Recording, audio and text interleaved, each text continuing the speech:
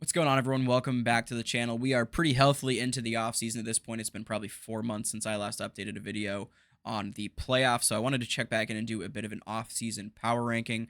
We're a couple weeks now away from training camps kicking back into gear, so I figured it'd be a good time to go through, give my feelings on each team, talk a little bit about their offseason moves, who they lost, who they picked up. So this is probably going to be a bit longer of a power ranking than my usual, 20, 25 minutes, just because I want to talk about how I feel about certain additions and subtractions. So I'm going to jump right into it without further ado. And again, I apologize because this is going to be a bit longer. But at number 32, I actually have the Pittsburgh Penguins. Again, I don't expect these teams to necessarily finish in this order. It's more how I feel about this team going into the season. And it's hard to be optimistic about the Penguins. Obviously, I don't necessarily want them to do well as a Capitals fan, but I really just don't like a lot of what they did in the offseason. I don't think they did much to get better. They pick up some reliable NHL names. Connor Clifton, Artur Silovs should be a pretty good backup there for Tristan Jarry, unless he, of course, does Tristan Jarry things, and then he could very well be the starter, which is not necessarily a good thing for the Penguins unless he performs like he did in the AHL playoffs. So not overly optimistic about the Penguins by any means. Similar story for the team at 31, and that's the Nashville Predators. They were the, supposed big ticket winners of last offseason, making a bunch of large splashes, and that brought them nowhere. In this offseason, they took the complete opposite approach, right? They picked up Eric Holla, Nick Hague, Nick Perbix. I don't expect any of those guys to really be needle movers, and I don't know that their season's going to go much differently than it did last unless there's a lot of changes internally, which I don't know that we should realistically be expecting. So not a lot of optimism on the Preds heading into the season. At number 30, a team that's been in the bottom row here for the lot of the last, 4 or 5 years, Chicago. They didn't necessarily make a ton of changes this offseason either. The only additions they make, Andre Burakovsky and Sam Lafferty, some good depth pieces. They do move off of some veteran guys, Pat Maroon, Martinez, Brody. So they're losing guys that are, valuable, serviceable NHL players. But I think the goal and growth expectation for the Blackhawks is that the guys internally for them are going to start to improve as they mature, as they get stronger, as they get more experience. And I don't necessarily think that's the wrong approach for Chicago. I think it's going to be probably another long year for them, but a full season of Spencer Knight should be good for them. And hopefully they can see some of their young guys continue to grow. Guys like obviously Bedard, Frank Nazar, Vlasic, etc. At number 29, this is a more befuddling team. It's the Buffalo Sabres. I think they did an okay job getting a decent return for JJ Paterka this offseason. They, of course, bring in Josh Stone and Michael Kesselring. They also bring in Connor Timmins and Alex Lyon to be probably the backup to UPL this season. Devin Levi had a solid year in the AHL, but I don't know that their plan is to have him in the NHL full time. Given that they brought in Alex Lyon, I think it is a two-way deal, so I would expect him to get some time. But nonetheless, it's still an interesting offseason for Buffalo just because they didn't necessarily do anything that moved the needle in a positive way. I think Kesselring's a good ad for them on the back end. I think that really gives them some good depth. But obviously, they're losing a lot of punch up front with JJ Paterka no longer being in the lineup. So we'll see what happens with Buffalo. Again, not overly optimistic about this team, but it'll be one of the interesting teams to watch going into the season. And number 28, the fans of this team are probably wondering where they're at this point, but it's the San Jose Sharks. They have a bit of a mixed approach compared to a team like Chicago, where they do obviously have expectations of their guys internally growing, but they also made a handful of moves. Jeff Skinner, Adam Gaudette, Dmitry Orlov, Philip Kurashev among some of the additions, and then a lot of, I guess, addition by subtraction, right? They no longer have Alex Georgiev as their starting goaltender. They bring in Alex Nedeljkovic, who will be the backup slash splitting time potentially with Yaroslav Askarov, and then similarly getting rid of Mark-Edouard Vlasic, who, while extremely loyal to the Sharks, was not necessarily an asset to them at this point in his career, unfortunately. So a good bit of addition by subtraction there for San Jose.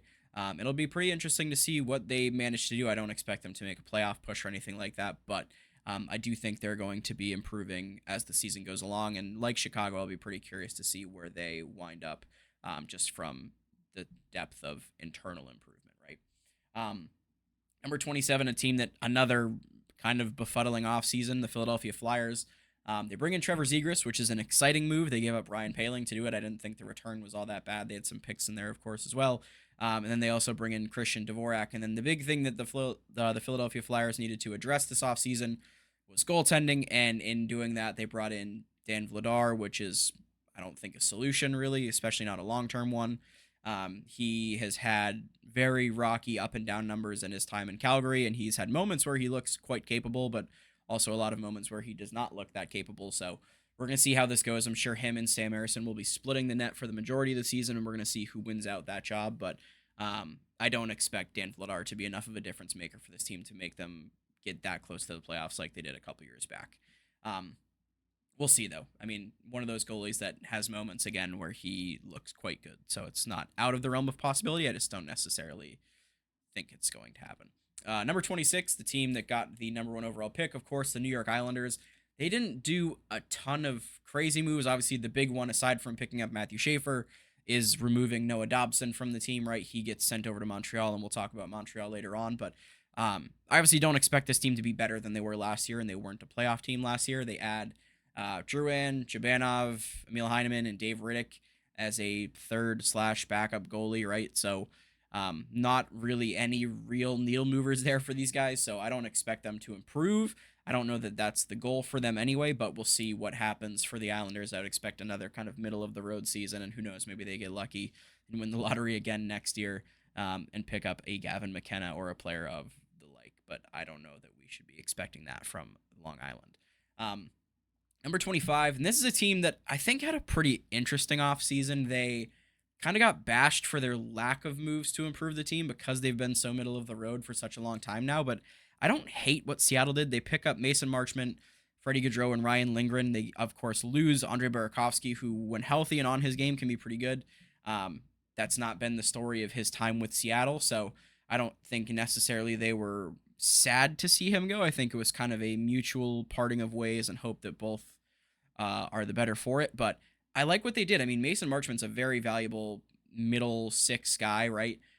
Freddie Gaudreau has his moments where he can be pretty serviceable. That's probably a more bottom six piece. And then Ryan Lindgren, I mean, look, the last 3 years, he's been very up and down in his time, both with New York and with Colorado. We definitely saw the lower end of his talent level in the last, 12, 18 months here. But I don't think that's a non-valuable asset that Seattle picked up in the offseason for a group that, all things considered, while they are struggling to score, and I don't think they're going to have a much improved season from an offensive perspective, they still need to keep the goals out of their net. And I think, in addition, like Lindgren doesn't hurt that all the time. I think there will for sure be moments where it does, but I don't think that he's just a complete burden to their back end. So we'll see what happens there.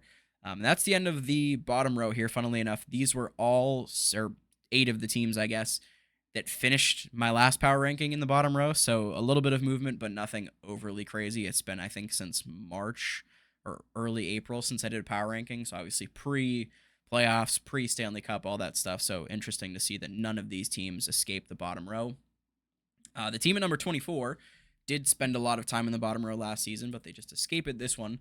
It's Anaheim, and I didn't really know what to do with Anaheim, right? Like, they lose Zegras and John Gibson, which obviously are losses of assets that are valuable. But they bring in some interesting pieces. I mean, a full season of Jacob Trouba, not that they didn't have him for the majority of last season, but they now get Chris Kreider, Mikael Granlund, Ryan Poehling, and then Peter Mrazek, as well as a new, very big name head coach, and of course, Joel Quenneville. It's going to be really interesting to watch what Anaheim's capable of this season. They still have to figure out the Mason Marchment situation, Mason McTavish situation. But it's going to be really interesting to watch Anaheim. I mean, they were trending in the right direction at the end of the season anyway. I think they're going to continue to do that this year, despite the loss of a guy like Zegras. And I think they have potential to probably not make the playoffs, but at least push for it. The linchpin for this is going to be, is Lucas Stahl ready for a full season as the starter? He's kind of teetered on that the last 2 seasons anyway, so I'm not overly stressed like I would be for a rookie goalie. But it is still going to be a change of pace for him. He's going to be playing likely 60-plus games. We'll see. I mean, Mrazek he still has the ability to be an all right, serviceable NHL goalie. We've seen that in the last 2 years on a Chicago team that was really not good. But we've also seen nights where he was part of the problem and not doing anything to help that Chicago team. So we'll see what happens in Anaheim, but I am very much excited to see where they land come, February, March, towards the end of next year. At number 23, another team that was tough to rank, and I would love to see them higher, but I just can't with the offseason they had, and that's the Detroit Red Wings. The big ad for them, of course, is the aforementioned John Gibson. They offload Alex Lyon. Um, their tandem now is going to be Cam Talbot and John Gibson.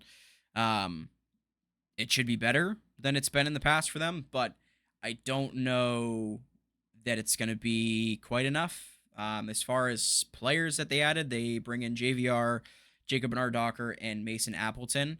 Um, I do think Bernard Docker at this point is better than Jeff Petrie, but I don't know that that's really saying much, and I don't think that type of addition is enough to put them into the playoffs, especially with the way that some of the Eastern teams ahead of them are already trending. So we'll see what happens for Detroit. It'll be good to hopefully see them with a competent, strong goalie in net for the first time in I don't even know how many seasons. I mean, Cam Talbot had a great start last year, but he really fell off toward the end of the season. So we'll see what happens in Detroit. It'll be another very interesting team to watch.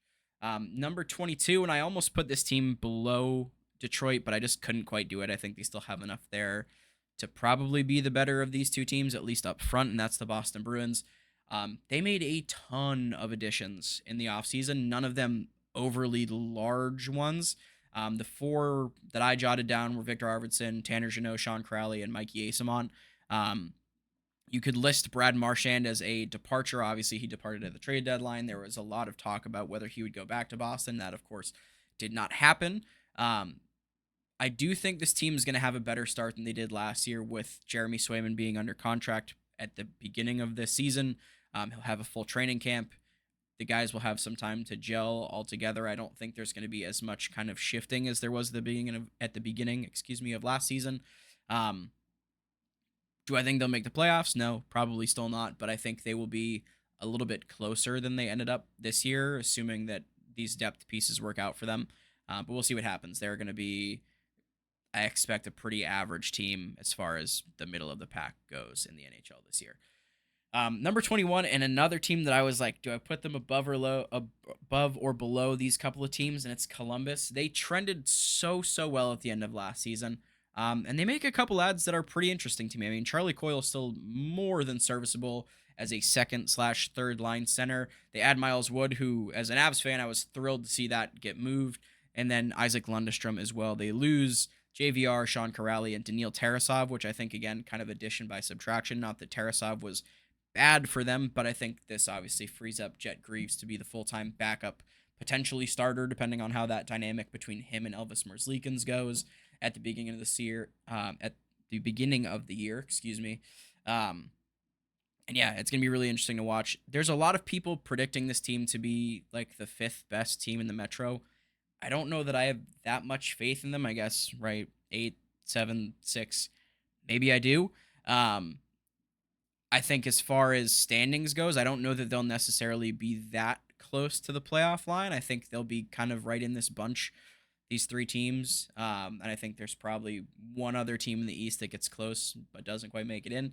And we'll see whether or not that's the correct kind of prediction for this Columbus team this year. Whether or not it's accurate or not, I do think there was a lot riding on this season for them with the loss of Johnny Gaudreau before the year. And while that's obviously going to carry through to next year and seasons following, I don't think it's going to be quite as much of wind in their sails as it was this past season. Number 20, this is a team that I guess I shouldn't be surprised that they didn't do that much, but I was a little bit surprised to see them do so little. And it's the Calgary Flames. They literally make a goalie swap. They lose Dan Vladar. They bring in Ivan Prosvetov. That's been it pretty much for their offseason. Obviously, those two goalies don't necessarily mean the most to this team.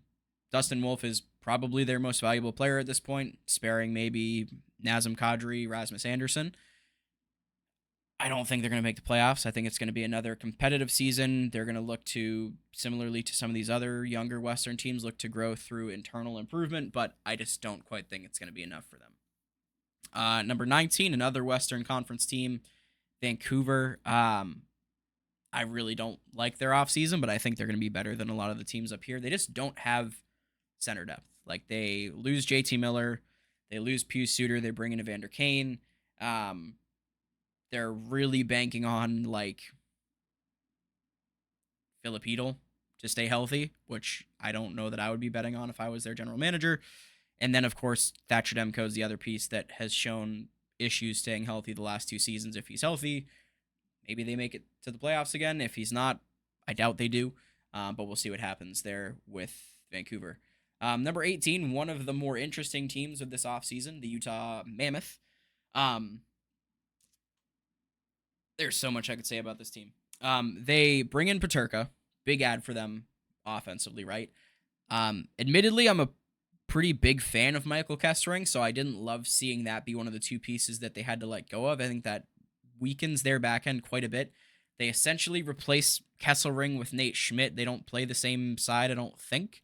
And Nate Schmidt is not a one-for-one fill-in for Michael Kessering. And then they also lose Matthias Michelli and Nick Bukestad on the front end, along with Josh Doan in that JJ Paterka trade with Kesselring. But the only other piece they brought in was Brandon Tanev. So they obviously have some younger pieces still, right?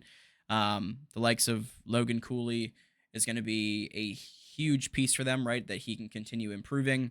They bring in Vitek Vanacek as a third goalie. I think Connor Ingram just got cleared to play, so I'm not sure exactly how that situation is going to play out. I would expect Karel Vejmelka is going to be the starter heading into the season, of course, but I just have a tough time. Like, I think this team's going to fight for the playoffs, but I don't know how much better they really got because of the kind of imbalance of what they gained offensively versus what they lost on the back end. I hope to see them do well. Again, I enjoy watching this team. I think they're a pretty fun group to watch, but I just don't know that that move was the right one for them at this time, but we'll see what happens in Utah. Number 17, the last team in this row, and I struggle with what to do with this team too. The New York Rangers, they of course lose both Chris Kreider and Keandre Miller. They bring in Vlad Gavrikov. That's the one big ad. They also have Darren Radish and Brendan Morrow. They're close. I mean, I was surprised, like most, I think, that they missed the playoffs this year after the year they had prior. It's tough, man. The East is like very quickly getting pretty condensed in that middle bubble area. And I think the couple teams ahead of them might have them beat just by a hair, but we're going to see. There's some bounce back that, of course, could be happening from guys like Zibanejad. I mean, Panarin still had a good year, but he's, of course, had better years. So we'll see what happens. Again, I feel like I'm saying this for every team, but it's going to be interesting to watch them. I think I just miss hockey.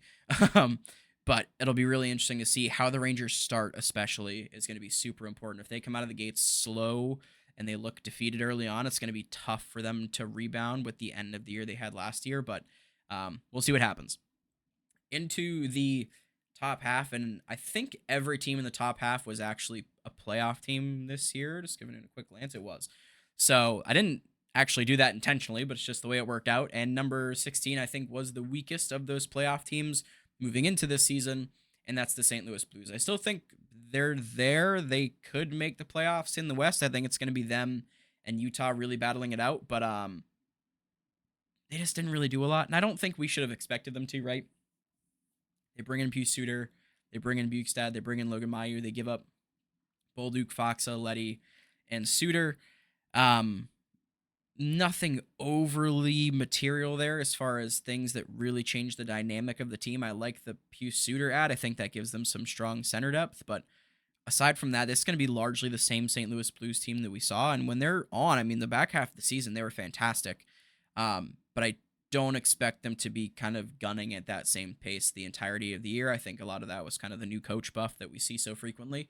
But we'll see. They, of course, still have a lot of their big pieces, Thomas, Kyrou, Binnington. So it'll be interesting to see what happens with a St. Louis team that is largely the same from the last 2 seasons, but I do think they're going to be scrapping with these guys down here between 18 and 20 to see if any of them want to try to bump up into the playoffs. At number 15, these next two might be a little bit controversial, but I have Ottawa at 15. They didn't make any massive moves either. Lars Eller, of course, former Capital, and then Jordan Spence. I was actually a pretty big fan of that addition.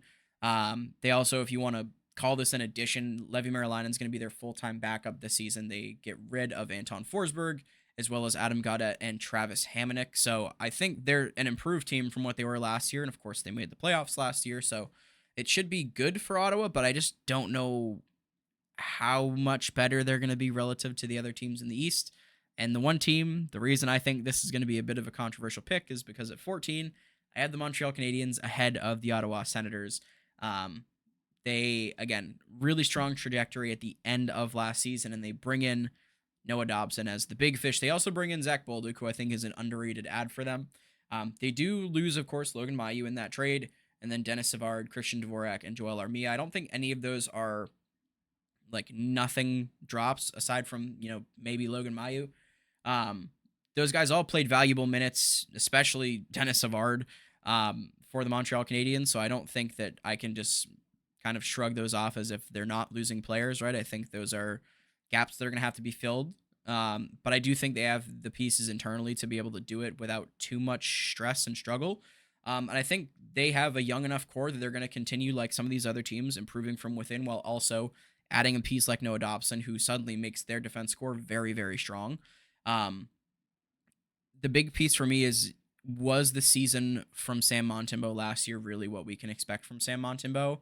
And if not, is a guy like Jacob Fowler ready to step in and be NHL ready? I think that's probably asking a bit much of him at this point. But obviously, the goal for Montreal is Sam Montembeault being what he was last season and them continuing to grow from within while using these additions to be a pretty strong, I think, what should be a pretty safe playoff pick here. But we'll see what happens. Another team that's going to be very interesting to watch. And I think if I was tracking like the rises and falls of this power ranking compared to the last one that I did, again, pretty out there to do that. But I think Montreal was the biggest jump of any team from my last power ranking, sparing one that we haven't gotten to yet, but this one's kind of an obvious one. But yeah, Montreal at 14. Number 13, a team that had a pretty disappointing offseason, but I just think from an optics perspective, I couldn't put them below any of these other teams, and that's the LA Kings.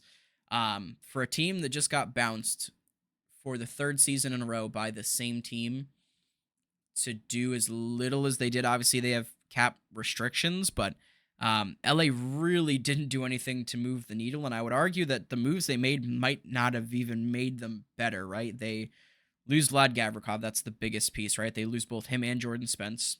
Brant Clark's going to come in full-time to fill one of those roles. He played for most of the year anyway, but the other additions, Corey Perry, Joel Armia, Cody Ceci, Brian Dumoulin, Anton Forsberg.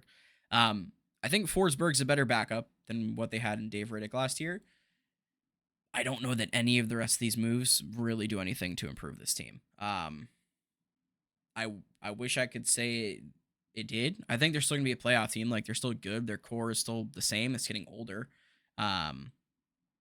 But I just really don't think this team did enough this offseason to make me have a lot of confidence in them. So we'll see. I kind of hope I'm wrong. I mean, I would love to see LA finally get out of the first round for the first time and feels like forever, but I don't know with the moves that they made that I can expect that to be the case, especially when there's a lot of other strong Western Conference teams.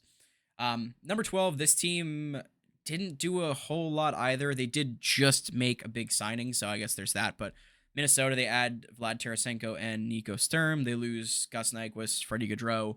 Marco Rossi, of course, was that signing that they just made.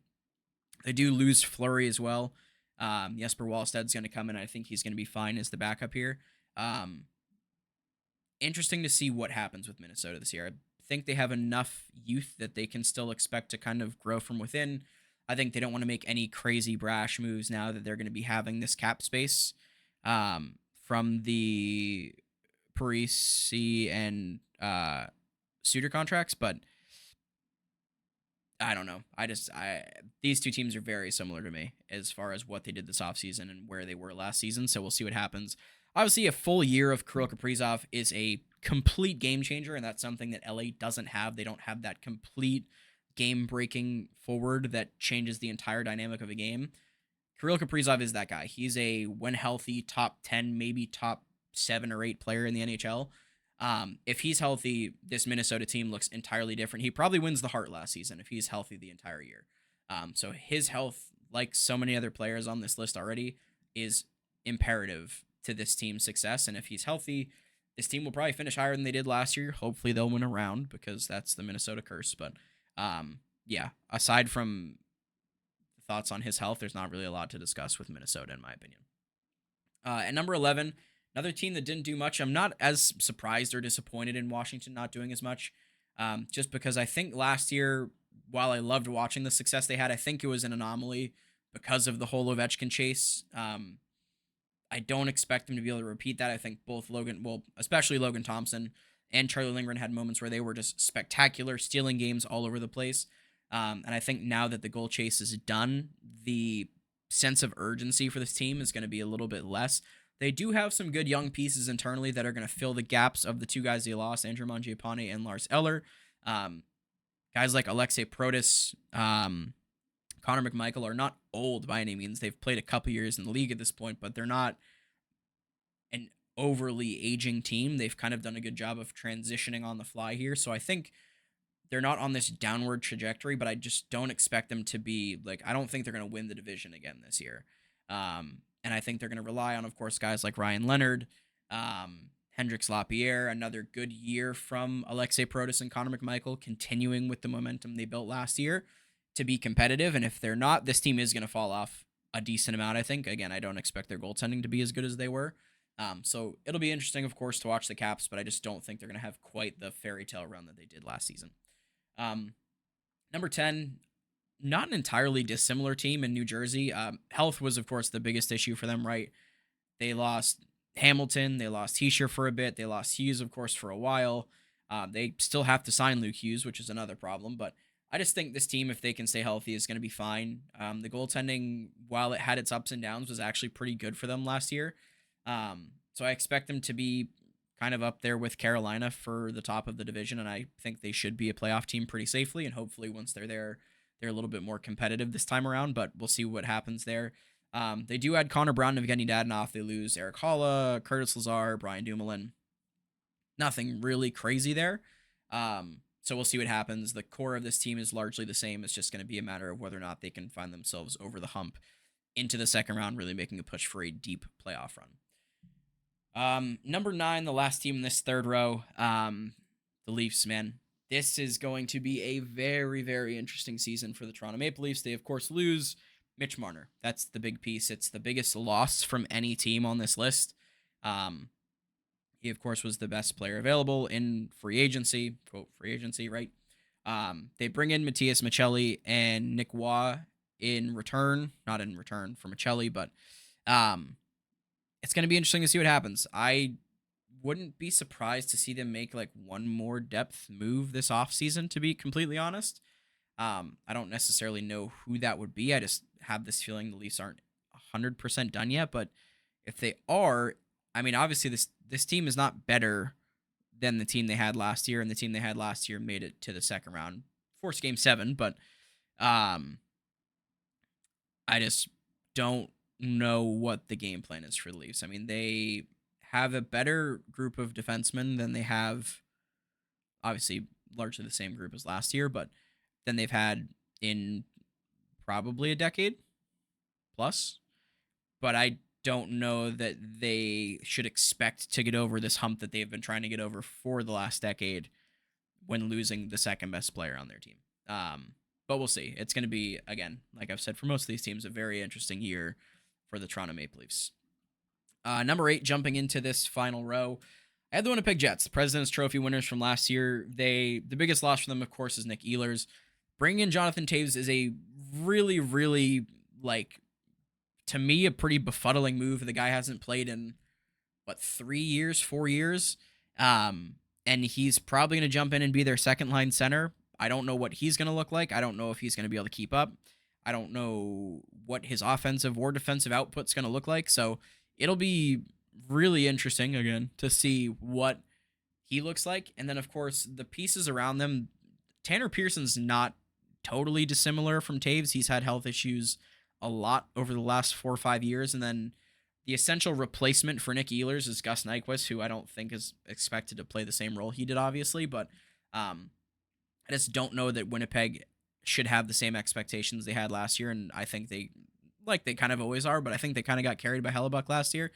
So we'll see if he's able to do that again. And if he does, if they make the playoffs, if he's able to get over his own, kind of mental hump that we saw bite him in the first round, especially, and into the second round. So I'm not overly high on Winnipeg. I think they'll probably still be a playoff team, but it's going to be interesting to see how much they fall off, if at all. And who knows, maybe they're better and they win the President's Trophy again. I just don't necessarily expect that. Number 7, this team doesn't move at all. It's the Tampa Bay Lightning. they make what on paper looks like two pretty small additions and cuts, right? Pontus Holmberg, Jacob Peltier, and then Luke Glendening and Nick Perbix are the additions and subtractions, respectively. The core for this team remains the same, right? They still have that ridiculous first line. They still have Andrei Vasilevsky, their defense group. It's not as it hasn't been what it was in their cup runs for a while now, really since that first year they lost the cup in 22, but it's still good enough to get them into the playoffs. Like if Tampa doesn't make the playoffs, I'd be pretty surprised, barring a bad season from Vasilevsky. Um, I just don't know, seeing what we saw in the first round against Florida, and obviously Florida went on to win the cup, but I don't know that the expectation should be that Tampa's going to make a deep run unless they get games stolen by Vasi. But with all that being said, they're still going to be a force in the regular season. Those top two lines are incredible. I think they're going to be just fine. At number 6, this is a really interesting team too. Colorado doesn't really do a whole lot. The biggest addition, if you want to call it that, is going to be if he plays a full season of Gabe Landeskog, and what that looks like, still kind of TBD. The only real addition they make aside from that is Brent Burns, who is not a overly important addition. They get rid of Druin, Coyle, Wood, and Ryan Lindgren. This team should still be fine on paper. But I will be very curious to see what a full season of Landeskog look like if they can keep guys like Nichushkin in the lineup full time. And assuming that Blackwood's year wasn't an anomaly, I don't think it was. He's showed signs of this in previous years, but just making sure that he's as good as he was for most of the season is going to be important to them. This team's going to be fine. They're going to be in the playoffs. Nate McKinnon's the second best player in the league. Cale Makar is the best defenseman in the league. Both of those guys would have to get hurt for this team to not make the playoffs, in my opinion. Number 5, another interesting one, Dallas. They had to do a lot of shifting to make the cap work for this team. They, of course, signed Mikko Rantanen at the end of last season. They have to offload Granlund, Marchment, Dumba, and CC aren't really losses, in my opinion, but they did lose them. And Evgeny Dadonov to make everything fit. They also, no longer have Logan Stankoven, but in doing all of this, they sign guys like Johnston. They still have Maverick Bourque. They still have Matt Duchene. So the core of this team is still there. They are still going to be a playoff team. Again, it's just going to be a matter of what they can do once they get there. But I wasn't a huge fan of the offseason, but I understand the reasoning behind why they did it, right? They have to make sure that they have the cap in place to keep the core of their team. So it is what it is for Dallas. I'm not overly disappointed with the offseason for them. Number 4, they're lucky they were in the cup final, because otherwise they would be lower than number 4, but it's the Edmonton Oilers. Their biggest addition essentially is going to be Isaac Howard, and what he is able to bring to this team. They bring in Andrew Mangiapane, they bring in Curtis Lazar, but other than that, it's a lot of cap dump stuff to make everything else fit, largely the Evan Bouchard contract. They lose Kane, Arvidsson, Brown, Perry, and Klingberg, if you want to call Klingberg a loss. Their biggest issue is Stuart Skinner, still their starting goalie. He, of course, has had moments where he's been good, fine in the regular season for the most part, gets to the playoffs. You don't know what you're going to get, which is a problem. So I was surprised to see them not go after a guy like John Gibson or even Jake Allen, to be completely honest, but they didn't. We'll see what happens this season for them. I'm sure they're still going to make the playoffs. They still have McDavid and Draisaitl. They're still an elite forward group just for those two guys being on their roster, but yeah, it'll be really interesting to see what, if any, changes the Oilers management makes going into and during the course of this season.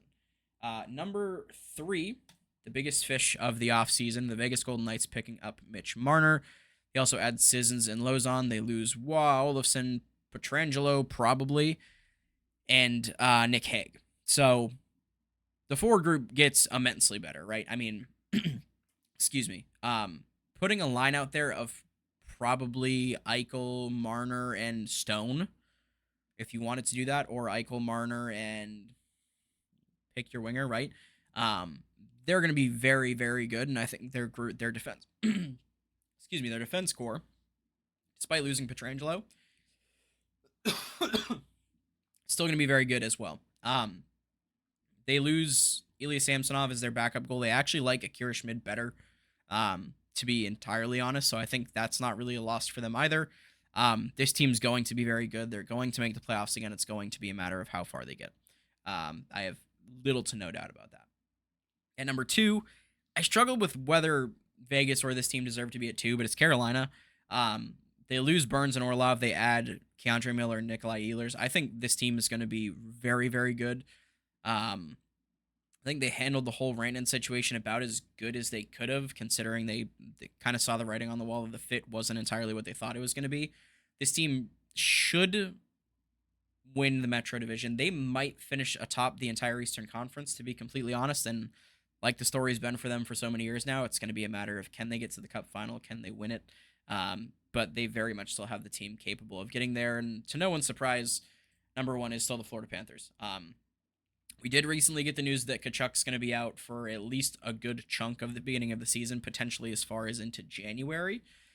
So that, of course, is a big loss for them. But the biggest strength of this team is their depth and them being able to maintain Sam Bennett and Brad Marchand and Aaron Ekblad just kind of echoes that. So while obviously Matthew Tkachuk is a massive piece of this team and is going to be his absence is going to be felt, they're still going to be fine.